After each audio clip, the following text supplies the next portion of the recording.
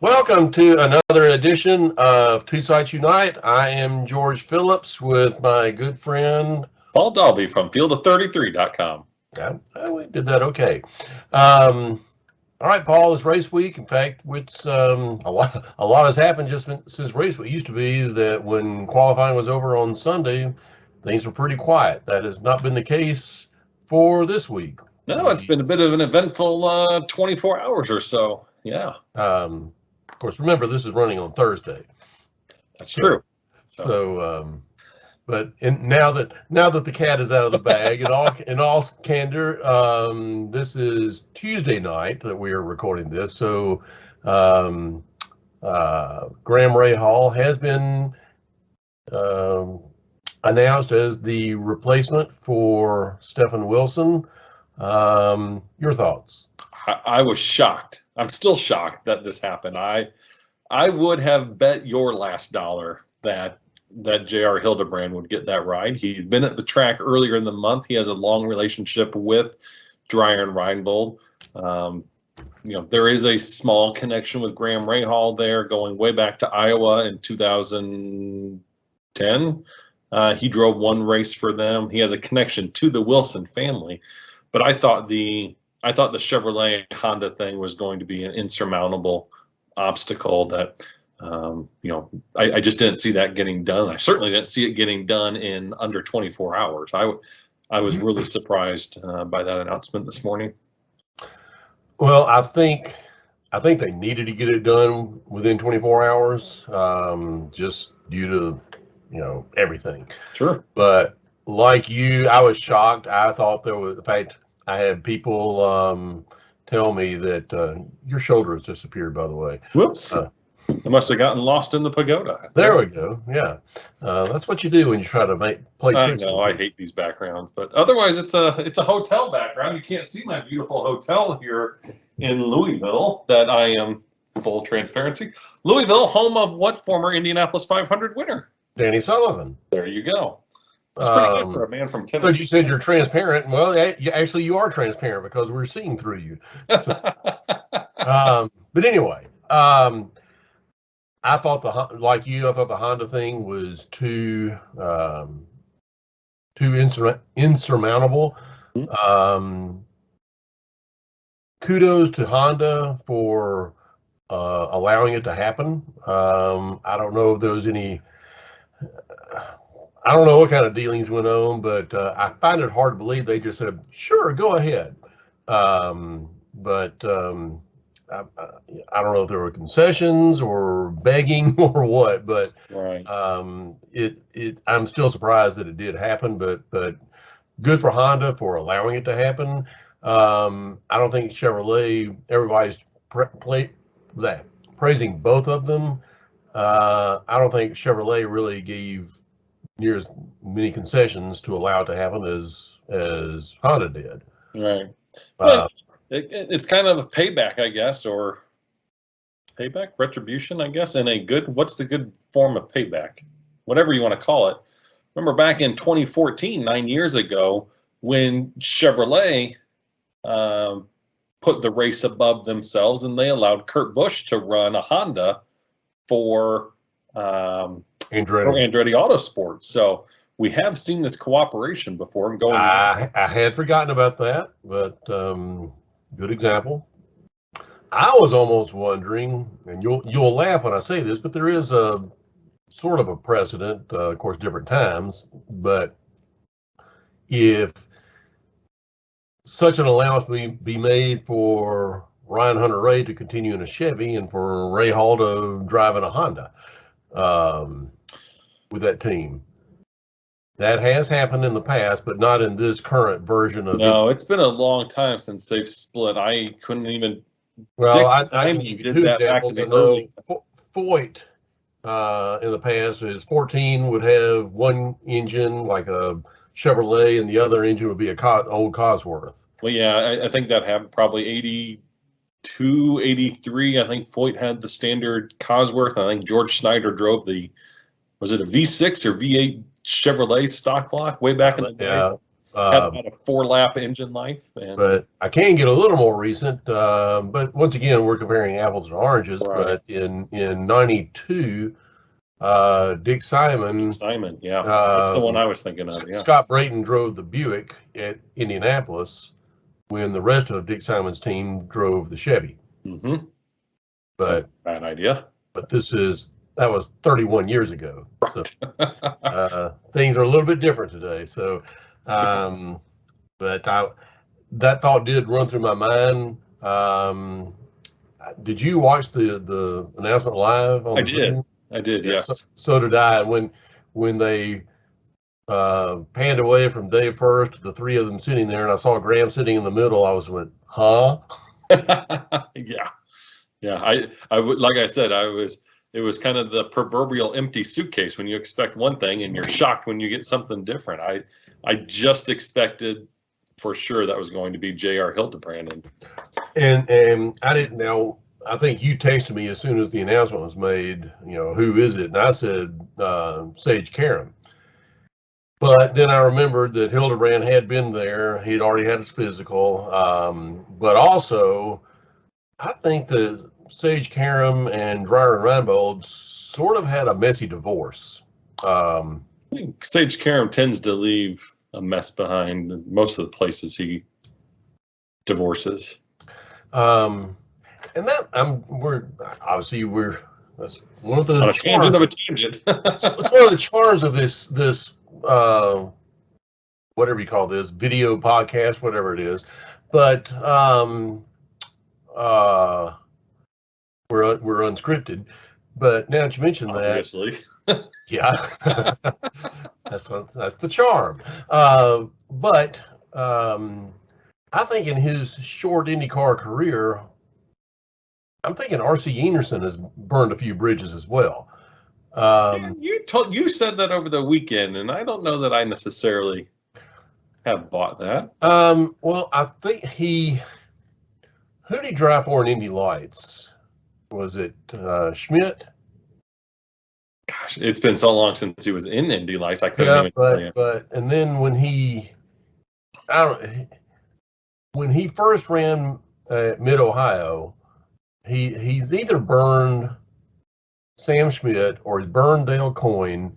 He's burned somebody, and I get the idea that I do think Enerson is a very talented driver, but I also think he's a pain in the butt to work with. Apparently, I don't hear good things about his work, his people skills. Well, and I've heard rumors of such, but I don't know that I've heard so much that it's been him personally, as much as I believe his father may also be involved in a number of his career dealings, shall we say. And I think his father, does he own that chassis, or he owned the chassis? When that was a big bone of contention with Top Gun Racing, because the father said, no, this chassis is mine, and Top Gun said, no, it's ours. And I don't know if it was settled out of court or if it went to court or what. I don't know. But I want to say that is the same car that he drove to. It is the same car. Yes. So, speaking of same car, did you hear what car Graham is actually getting into this weekend? It's the old Servia car from 11 years ago, isn't it? That is correct. This started its life as a Lotus. And it's had from what I understand, it's had an electric go-kart engine in it. Pit stop. I'm not sure which one was slower. for the last couple of years, they've been using it as for pit stop practice. Right.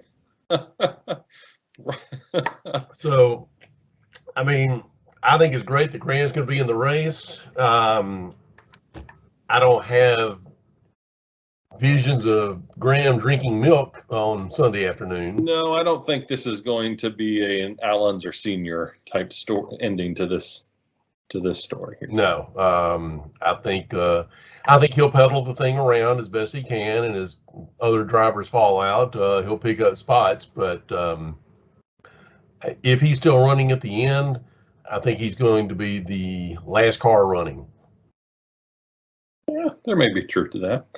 Now, and remember as well, we haven't been through Carb Day. Remember last year, Colton Herta had a very strong month until he ended up on his lid and on Carb Day, and then they rebuilt that car in a day and a half or something like that. But he was never even remotely a factor. So no, who knows what's going to happen on Carb Day? Yeah. So hopefully, I mean, going into Monday, it'd have been such a clean month. Yeah. But then you have to think though, if that car ends up with a top 20, that's got to be a win for that team, don't you think? Yeah. Yeah. And it's a shame. It's a shame for the team. It's a shame for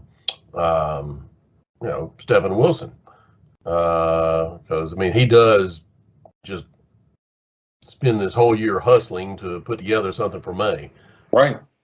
And it's not the first time he's lost a ride, though, under obviously different circumstances. When he was the odd man out back in 2017 when Fernando Alonso came knocking on IndyCar's door and looking for a ride, and that's right. I had forgotten that, but you're right. It was Stephen Wilson, who, again, totally different circumstance, but nonetheless, he was still the odd man out.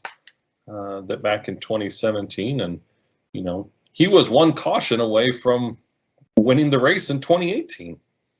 He was, though very, very off sequence, he was the one, I believe he was leading on that, what was it, lap 190-ish restart or somewhere. It was he and Oriol Servia and Jack Harvey that I think they ended up having to pit around that. Yeah. Servia was it. I was thinking Max Chilton was in there somewhere. No, I think I'm almost certain it was Steph Wilson, Oriol, and Jack Harvey, and one of them peeled off on one lap, and two of them peeled off a lap later. And I mean, they came within 4 laps of. They needed one caution. One of them would have won, and Will Power would still be looking for a rain. Shoulda, woulda, coulda. Shoulda, woulda, coulda. That's right. So anyway, I think, we've already talked about Graham. Unfortunately for him, it had I don't know if you call it a happy ending. I'm sure he'd prefer to be in his own car with his own team, but then again, maybe not. You don't know.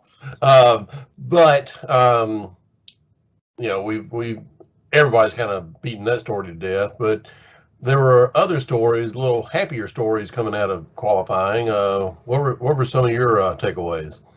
Well, certainly on the good side, I think the stories you have to probably start with R.C. Enerson. I mean, that's just a story that I think everybody had. I mean, there's nobody you'll find that, if they're being honest with you, didn't have Enerson as one of their 2 people to probably go home. And that team had literally been on track for 4 days ever in an Indy car. Yeah. I mean, that might be bigger than Juncos knocking out Alonso, whatever that was. I don't know about that, because remember, that car was a put together Frankenstein's monster. It was, yes, but they had some experience there. They knew what they were doing. This was a brand new team. They've got a team manager who's got a lot of experience, but still going from nothing to qualifying for the race in 4 days is unbelievable. 2 would probably the Juncos story. I to this day have not heard why they waited as long as they did. I did hear something interesting, though.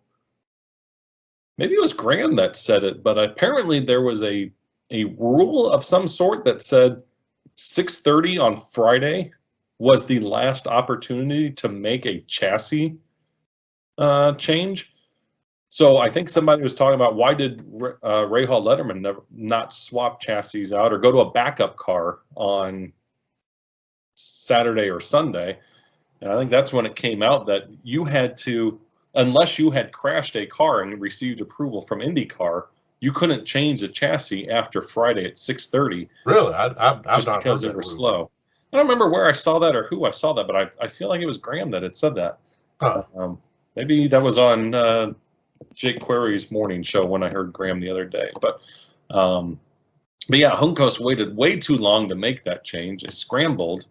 And then, Callum Ilott, who is on a lot of people's radar for possibly getting a nice promotion in the next year or two, did an amazing job putting that car Well, in the field. he's a good driver, and that's why I was so. I mean, remember at the open test, he was like 10 miles off the pace. Right, and scared to death. Yeah, and he said he used that term "evil." The car was evil. Yeah, and then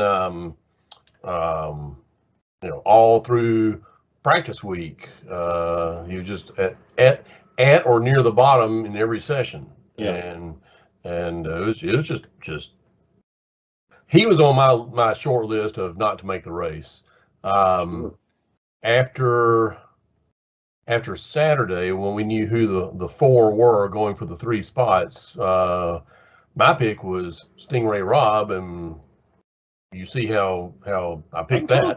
I told you. My pick was Harvey, so I was a lot closer than you were. I just felt like the 3 teammates would be able to share information, and I felt like they were just going to kind of gang up on the one coin car that was driven by a rookie. Yeah. And I just felt like that was too much for Stingray Robb to overcome, because I saw him Saturday, late in the day. He looked miserable. And not only did he look miserable, he looked, I hate to use this word to describe any IndyCar driver, but he looked scared. And that's why I was just thinking he's doomed tomorrow. Now, maybe he got an attitude adjustment overnight or what, I don't know, but his body language on late Saturday afternoon said he's not in any shape to be putting a car on the field. He certainly stepped up and got it. Obviously, I was wrong. Well, I mean, yes, you were. Yes, I was.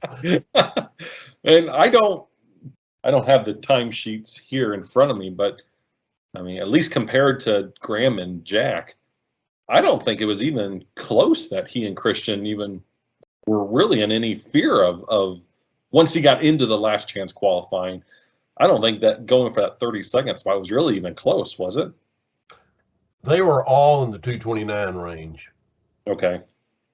And in fact, before they pulled the Wilson car out of the 10th row,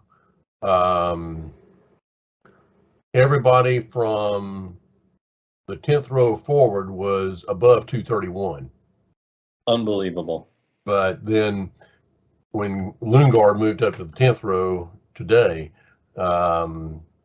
his time was 229 something. Have we heard officially from IndyCar that car will go to the back of the field? If you go to the IndyCar website, it's got Graham Rahal in the Wilson car in 33rd position. Okay. I knew that's how it used to be when they changed the rules a number of years ago to the post-qualifying practice. They did have a rule in there that I believe if a driver crashes their car in practice, that driver can go to a backup and still start in their same position. But obviously now we have a driver swap, so that does take precedence. So I didn't know if that rule for sure was still in place, and obviously so. Actually, it was not the IndyCar website. They probably have it too, but where I saw it was the IMS website. Okay. All right. So, and the other story, just that certainly I think everyone should be so glad to see, although the longer I've thought about it, the less surprised I should be, is AJ Foyt's performance. I think Benjamin Peterson, everyone's going to be surprised about, and certainly, kudos to him. But as I thought about it more, Foyt's been strong at Indianapolis for years. I mean, other than a cut tire on Tony Kanaan's car back in 2018, he was a very strong contender in that race. They've got Michael Cannon now running the engineering side of there, who, I mean, that guy could probably get you and I into the race. He's just good. And then Santino Ferrucci is just some sort of like Indy freak. Between he and Rinus VeeKay, somehow they both just turn it on at Indianapolis. I mean, he's not my official pick to win, but I would not be surprised if Ferrucci won that race. I would be. I'll be surprised. Okay. Pleasantly surprised, but we'll see. We'll see. Just that looks so weird. Your water bottle weird. Just just because you have the technology to do something doesn't mean you really should do it. Yes, I know. I have my natural background back here. With my picture in the background, thank you very much. Well, it's not a picture of you, it's a picture you took. Well, yes. So, well, your big, gigantic gray head is in the way, so you spin around. Thanks for that. All right, well, back to the Foyt cars. I think if Benjamin Peterson can get through lap 1 without incident, I think he's going to be very solid. You got a rookie in the middle of row 4, and on his one side is Will Power. On the other side, Marcus Ericsson. Right. You got 2 500 winners on each side and a rookie. And I think he's in front and in back. He may have winners as well. Now you got me intrigued. Now I got to see if I can find the lineup here. Go ahead and just blather away. That's right, blather away. Like you're not even paying attention to what I'm saying. Well, okay. Well, while you're looking for that, we'll change the subject. I see you've got a not so recent picture of the pagoda behind you because there are balloons in that picture. Are you triggered? I really am, and I fear for the wildlife that might eat those balloons.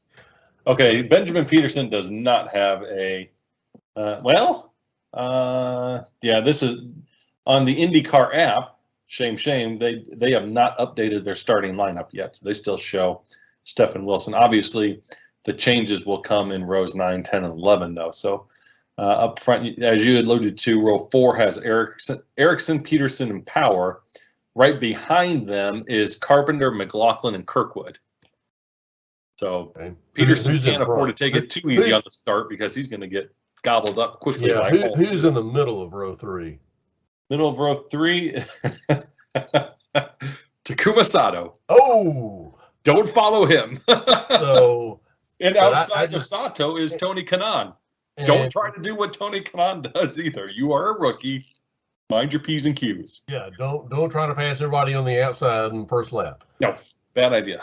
But I do, and obviously I've never started the Indy 500, but I would if I were a driver. I think I would much rather be on the inside or the outside, not in the middle. I just feel like that's just not where you want to be.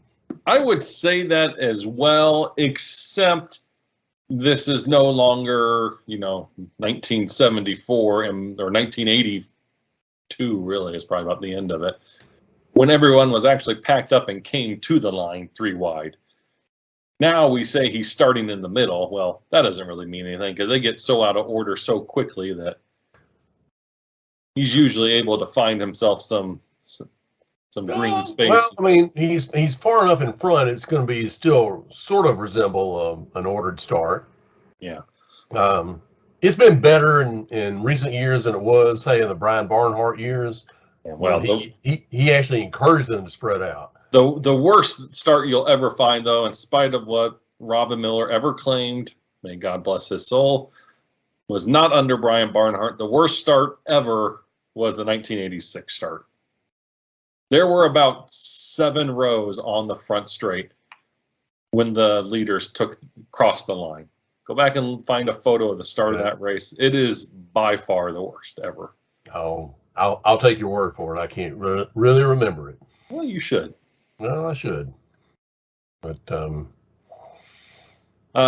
so yes, he will learn a lot in his opening laps. I am not quite as confident about the young rookie as you are. I'm not saying he's going to win the race. Yeah, I have a feeling he'll be one of those ones that we don't. he's going to maybe finish middle of the second, 10, 15th, somewhere in there. And we'll look back at the end of the day and you'll forget that he had actually been in the race. Which, if he brings it home at 200 laps later, is really what he wants to do anyway. So that would be a good goal for him. But I don't see him competing really for a top 5. I didn't say he was going to be a threat to win the race. I said he will be solid. Yeah, okay. And what you said is sort of the definition of solid. I think he may finish kind of around his starting position, which is what, 11th? Yeah, I lost it. Hold on. I'd say he's going to finish in between 10th and 15th. Yeah, I'll give you that. All right, he is starting. You're correct, 11th. Yep. Yeah. If he can finish where he starts, that'd be a good day for him. Very good day. So, all right. Qualifying format. Let's talk about that for a second, because our friend John Orovitz had a fitting and I think he thought of it somewhat of a flippant, offhanded comment, but I think it's worth discussing after the whole Jack Harvey, Graham Rahal to do. I don't remember what he said. Well, he said, "Oh, now we get to follow that up with an anticlimactic." Yeah. I think John was spot on with that comment. Yeah, he was. I even stole the line and used it in my wrap-up article that night. Yeah. How do we fix that? Because I think he's exactly right. He is 100% right. After you have that emotional drama of somebody not making the field, going to watch the rich guys see who gets the top end just doesn't seem quite as exciting. It was extremely anticlimactic, in my opinion. Well, you could reverse it. Have the run for the pole around. But see, some people are going to, people that don't really follow the sport that closely, they're going to label that as the loser's bracket or whatever. But you could, have the run for the pole be over with by 3, and then really have maybe, because that was what, an hour? What's that? The last chance qualifying. Yes, it was. I would 4 say to 5, I believe it was. I believe it was 4 to 5. Yep. So I would say in pole qualifying by 3 or 4, and then in the day with, the last chance qualifying, or God forbid, run for the pole on Saturday and then fill the field behind that on Sunday and then bump. Well, that would be my ideal as well, but I understand from the entertainment standpoint that if you've only got, even when we had only 34 cars this year, watching 4 cars sit around most of the afternoon waiting to qualify, that as well becomes a little bit dull. Obviously, based on the crowd size this year, and I'm certainly not going to say this was pole day 1994 by any stretch of the imagination, but I think the crowd both days was up appreciably this year. They had a good crowd. I don't know if I'm buying 85,000, but I mean, you being a Nashvilleian, I think they're saying that number based on, what was it? You had 6 million people at the NFL draft a couple years ago on 3 blocks of Broadway. I think that 85,000 was counting Fast Friday too. It was 3 days counting Fast Friday. It was kind of like a Long Beach estimate, sort of like a yeah. Okay. Well, nonetheless, the crowd was better this year. Yeah, it was. So I feel like they have hit upon something, but I feel like the order it needs tweaking because and I don't care for the one shot at the pole thing. I mean, if they're gonna have, I don't like somebody in my on my site today or yesterday, whatever it was, they were talking about. It's a shame that, and he didn't call him by name, but it was Rosenquist ran for he won the pole twice, but when he ran for it the third time, when it actually counted, he didn't get it. Yeah. Yeah, I don't know that I like the top. Quite, I agree. I don't know that I like basically the knockout format. I mean, I'm not a huge fan of the top 6, or I guess what used to be the top 9, but I'm more of a fan of having one shootout rather than going from your full field down to 12 and then down to 6. And do that. I would like to just give the top 12, because let's face it, I mean, unless somebody's just, unless they have a run disallowed like Ari Lyondike, if they're not in the top 12, they're probably not running for the candidate for the pole. No. Right. Sort of like going to the 12-team college playoff. If you're number 13, you can't complain about anything because you have no right. You have no shot at winning a national championship. That's probably where Michigan would fall, and they're going to complain anyway. Anyway, don't bring your Big Ten bias into this, because in the SEC it just means more. But anyway, what I wish they would do is have the top 12, top 10, whatever it is, and let them fight for it. I mean, let them pull times and go give them multiple shots for 2 or 3 hours. Yeah, then everyone's going to say, well, you got to let the engines cool down. And I never remember that being a thing at all until about 2 or 3 years ago. I absolutely 100% agree. Oh, I agree 100%. Oh, absolutely. Okay, interesting side note stat here from Dr. Indy 500, which if you aren't following Dr. Indy on Twitter, you should be. Dr. Indy 500. Actually, I don't think I do. Well, I think you should. He's not in my 80. Stats from 13 years of pole shootouts. So this covers 2010 to 2014 and 2016 to 2023. What happened in 2015? I don't remember. Anyway, in that time, 51 drivers have improved their position. 44 have lost positions, and 28 have had no changes. Of the 6 quote-unquote first-round leaders have wound up on only 6 of the first-round leaders have wound up on the pole position. The average change amongst all those participating is 2.05 positions. You've lost me somewhere. You're throwing too many numbers out. So, okay, 51 drivers have improved. So you're going to throw those numbers out again. And 28 have had no impact whatsoever.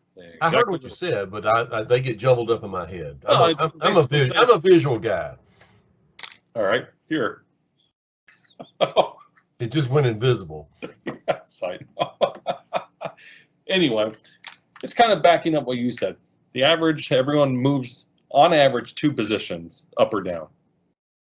So backing up what you said, if you're 10th coming out of Saturday, the odds of you ending up on the pole, not good. Yeah. Not good at all. And where was, who's on the pole? Pelot. Where was he coming out of Saturday?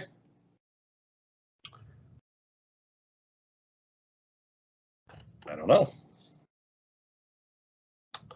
I took a picture of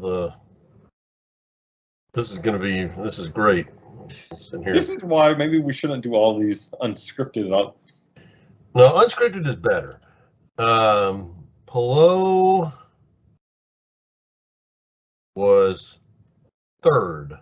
And so he was 3rd after Saturday. I believe he was 4th after the first round on Sunday, and then ended up on the pole. So, I mean, good for Pelot. He performed when it counted. Nonetheless, I still think that the run for the pole was terribly anticlimactic on Sunday, and I think there needs to be some tweaks there.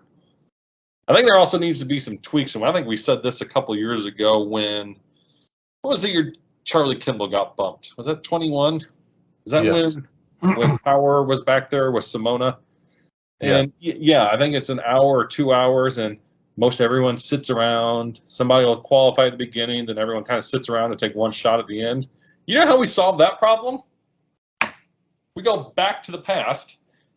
You get to take the checkered flag one time. You can take the green flag as many times as you want, but as soon as you accept your qualifying run, that's it. Then we don't have this problem where Jack Harvey can go out and run, and I mean, good for Jack. He manned up and got it done. But you know, what did he run? 4 attempts, I think, in that hour. At least 3. At least 3. I thought he had 4, but I may be mistaken. No, there was one time when he just drove around cooling the engine off. Right. So okay, he had 3, and Graham wasn't allowed to do anything.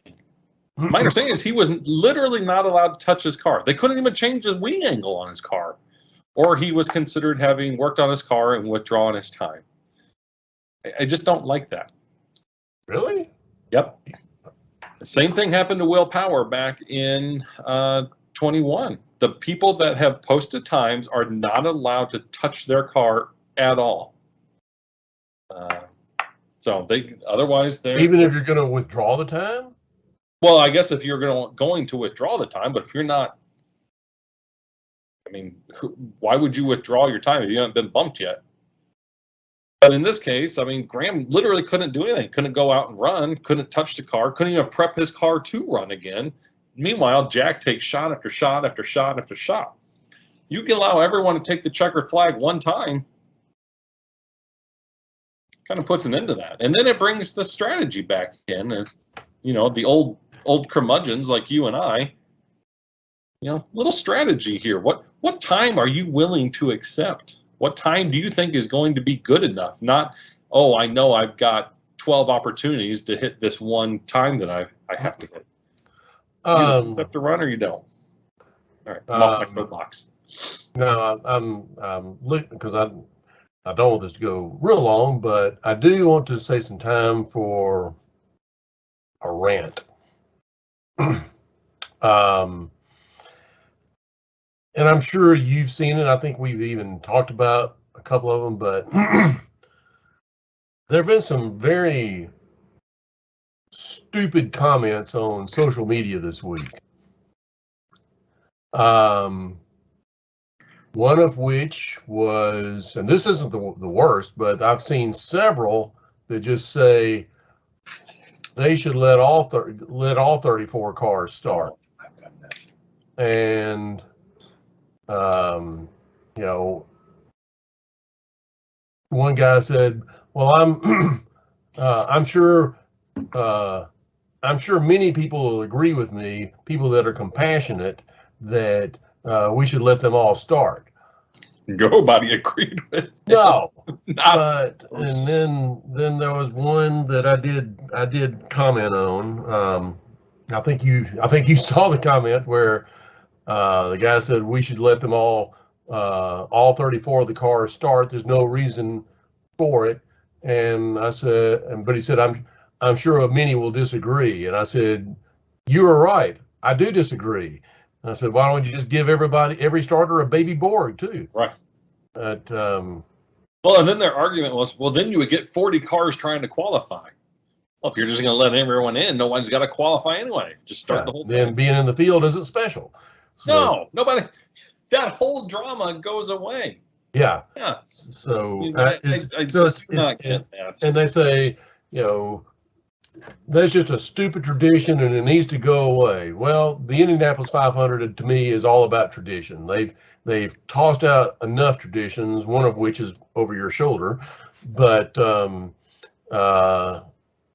and then, of course, you sent me this article today that some group up in Indianapolis is now complaining about milk in Victory Lane, how milk somehow causes prostate cancer and blah, blah, blah, and they're doing a disservice. And, of course, I'm wearing my Marlboro shirt, so obviously anybody that sees this, they're obviously going to run out and buy a case of Marlboro Reds.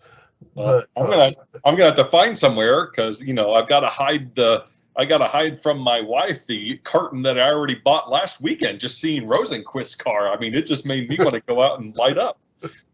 But The out and out worst comment that I've seen was the guy that he didn't even suggest it. He just said that he just was horrified that Catherine Legg would go out and purposely crash her car into Wilson just to get her teammate back into the field.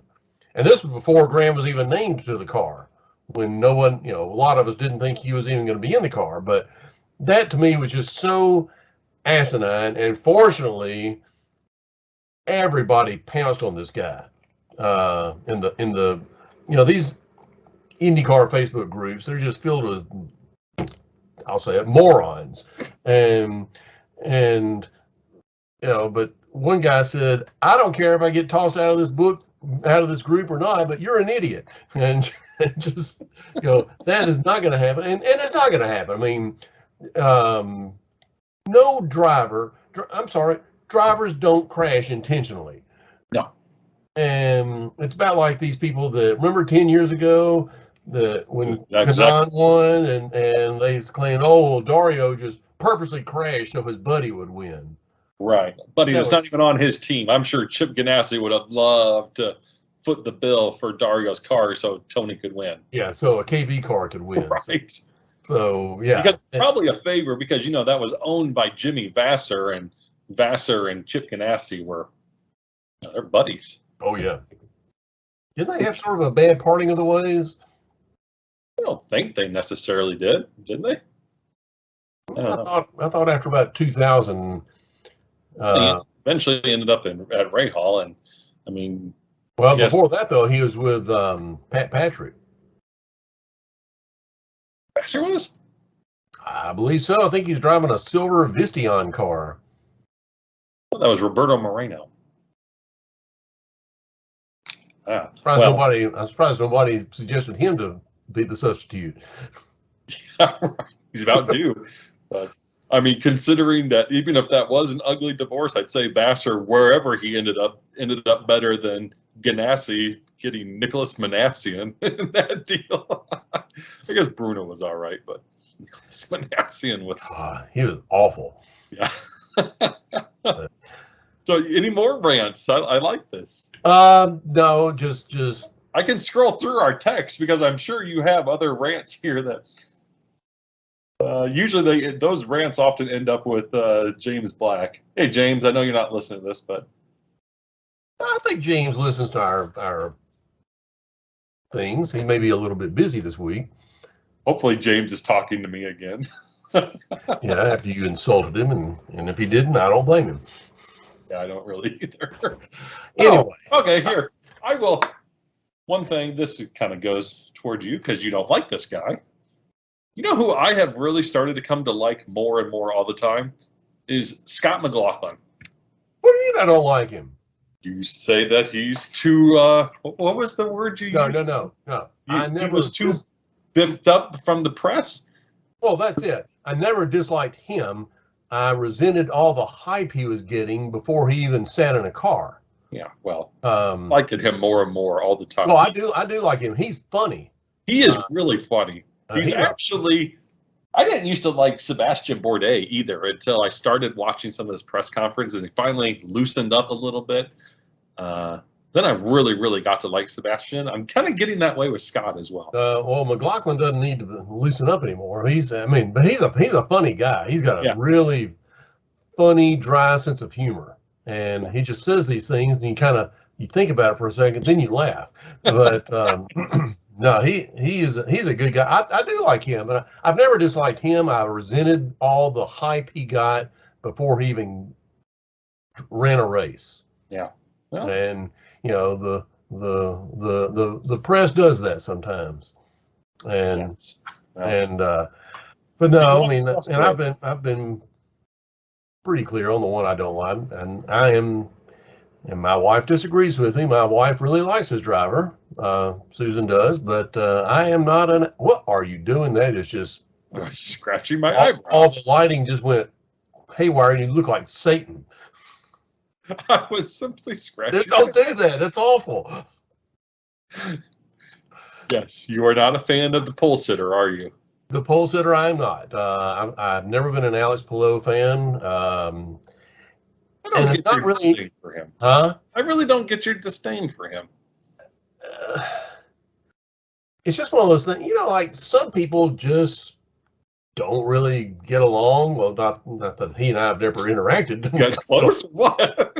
but there's just some people that there is no reason why you don't, but they're just people that you in life or at work or whatever that you just don't click with a person. And he's somebody that his mannerisms, the way he carries himself, he rubs me the wrong way.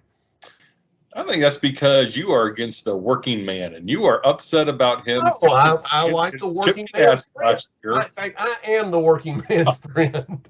Oh, right. I mean, that's the best burger ever. I'm going to have another one this weekend. I've liked Alex. I thought he showed nice potential at Dale Coyne a number of years ago. I was still a little surprised he got the seat at Ganassi, but he's made the most of it. And that's another thing. I don't care for the way he tried to bolt out of that seat last year. And as I said many times, I'm not a huge Ganassi fan, but I felt like, why are you making that face? Because you're exhausting sometimes. I felt you like hate the little man. You don't like the working man, little man. Why is he a working man? He's an elitist from Spain. Speaking of people leaving or people trying to leave Ganassi, do you see Jenna Fryer's tweet today? No. Suggesting that two teams have reached out to Marcus Ericsson. But he's not under contract for next year. That's right. And I don't have her tweet in front of me, so I might be paraphrasing a little bit here. Forgive me. But it said 2 large teams have reached out to Marcus Ericsson. One begins with A, and the other is getting their teammate already. McLaren. Well, Arrow McLaren would be one of them. The A, I think the insinuation is Andretti. Right. And I don't think it's Able Motorsports. Well, I mean, I don't know where he would fit at Andretti. Well, he's certainly not going to unseat Devlin DeFrancesco. I mean, he's just too good to turn loose of. Right. But if he's bringing a check, maybe that check has a expiration date. I don't know. They all do. I guess they do. Marcus has made it very clear that he does not intend to bring a check with him wherever he goes next year, be that at Ganassi or Andretti or Penske or wherever he goes. So if that 29 card needs a check, now maybe it needs a much smaller check if you've got an Indianapolis 500 champion in that ride. Because right now there's nobody on that team that's won a race. No, what do they have between them? Like 4 wins total? IndyCar wins? What's Colton got? 4 or 5? 4 or 5, and then who else has any? One. Oh, Kirkwood, yeah. Yeah. But Grosjean's been close. DeFrancesco, well, he tears up a lot of cars at Texas, his own and others. Right.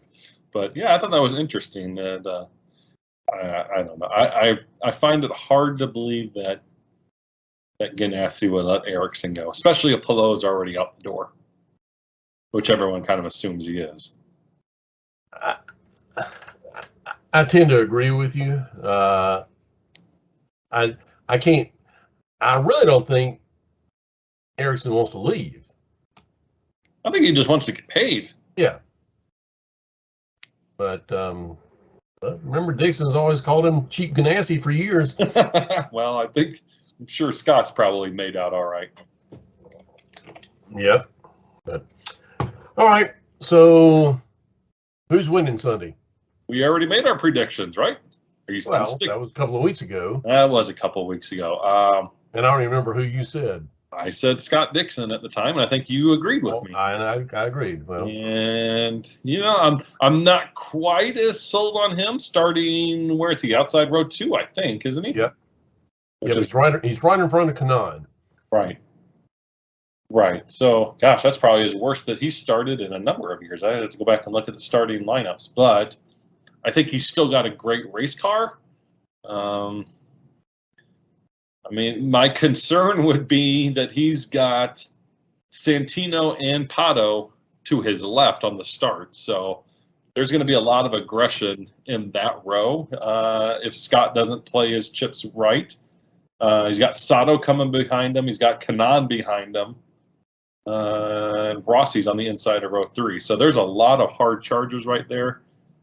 Scott hasn't started off the front row for quite a while, but I think he's smart enough that I don't think he's going to put himself. But then, to make matters worse, in front of him is Rosenquist, who tends to drop like a stone at the start.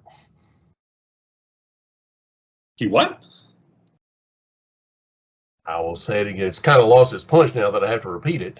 But Rosenquist tends to drop like a stone at the start of a race, a la Texas when he was on the pole. Yeah, you're right. After about 3 laps, he was what, 12th? Something like yeah, you're right. But maybe Scott's flying a little under the radar. I still like him to win the race. I do. I just don't think he can find another way to lose it, quite honestly. He's got a good race car. I think he's going to be strong. I do too. I'm sticking with Dixon. So are you? I'm sticking with him. Okay. But as a dark horse, who's your dark horse? Yeah. How do we define dark? One that nobody's really picking. Can I take a Penske as a dark horse? Sure. Because that feels a little odd. I mean, Will Powers looked really strong. Newgarden has looked strong. Where is Newgarden starting? 17th? Yes. I don't think anyone 14th? Can win from that far back, though. Nobody's going to win. I mean, I guess you can't say Elio can't win, but I see no reason to suspect he would. I don't have much hope for either of the chain cars. I mean, other than the top 15, maybe plus Newgarden, who, as you just said, is 17. I mean, odds are infinitesimally small that the winner isn't in there. My dark horse, I'm going to take Sato again as a dark horse, which doesn't seem really quite fair to take a Ganassi as a dark horse, does it? Or a 2-time winner. Fine. If that's your dark horse / backup, if Dixon you know what? Win. I'll take Pato, just because Jackson will be watching this video at some point, and he'll be pouty all weekend if I don't say Pato is going to win this. He's strong. He's Jackson, your son. Jackson, not Jackson Lee. No, not Jackson Lee. I'm pretty sure Jackson Lee will not be watching this. Probably not. My dark horse is going to be Santino Ferrucci. I knew you were going to say that because you said that earlier. In the famous number 14. Be pretty sweet. That'd be good. So I guess we'll know soon, right? We will. And somebody's going to be drinking that substance that is going to eventually give them prostate cancer. Well, they'll take a little sip of it before they douse themselves with it. Throw it all over the place, which is a stupid tradition. I wish that would just go away. Elio started that tradition. Yes, he did. Shame on him. Yeah, and don't like it. All right. Any parting thoughts? Hope for good weather. Safe race. Last time I looked, it's looking perfect. I'm not ready to look yet. I don't want to look. I'll give it till Thursday before I start tracking it. We'll be up there Thursday. You're coming up Thursday? Thursday night. Really? Yeah. After work. Don't you usually come up Friday? We've been going up Thursday night for years, but finally, I mean, what was that? I mean, for years, we book the hotel for 3 nights, Friday, Saturday, Sunday. But then we get the idea, hey, let's go up Thursday night. But then our hotel is booked, so we have to stay in another hotel or Well, I mean, we've done it to where we'll drive up to Seymour, Indiana, spend the night there, and then get up and drive up early the next morning. But the bad thing about that is your luggage is in your car all day and stuff You have melts. to unload everything that you own in your U-Haul, in your Penske truck rental, and then unload it into all of the drawers in your hotel for one night, and then you got to put it all back in. So No, if it's one night, I don't empty the bag, the suitcase. Why are you interesting. anyway? But anyway, so this year we finally planned ahead, and we just said, look, we know we're going up Thursday night. We always do. So just book the hotel for 4 nights. So that's what we're doing. We're going up Thursday night after work. We'll get in 10-ish, something like that, 10 or 11. Then get up and go to the track the next morning and start the weekend. There you go. You have dinner at the Coachman next to the hotel. And oh, by the way, O'Reilly's does not have their hand-breaded fried mushrooms during the month of May, which I was devastated to find out about. Shame on O'Reilly. The Coachman out in Plainfield does. I think I will try them there. And that'd be great.